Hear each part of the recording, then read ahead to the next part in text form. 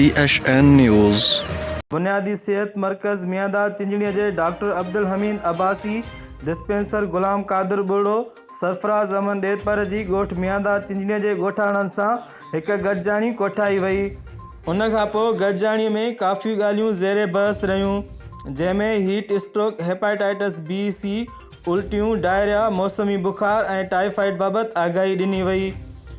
बीमारियुनि जा उपाउ, परहेज़, इलाज ऐं नंढनि ॿारनि में खाधे पीते जे बारे में, 6 महीननि खां 5 सालनि ताईं खाद खुराक जे बारे में ख़्यालु रखणु ऐं 19 सालनि जे विच में इलाज जे वास्ते अमले सां ताउन रखणु घुरिजे।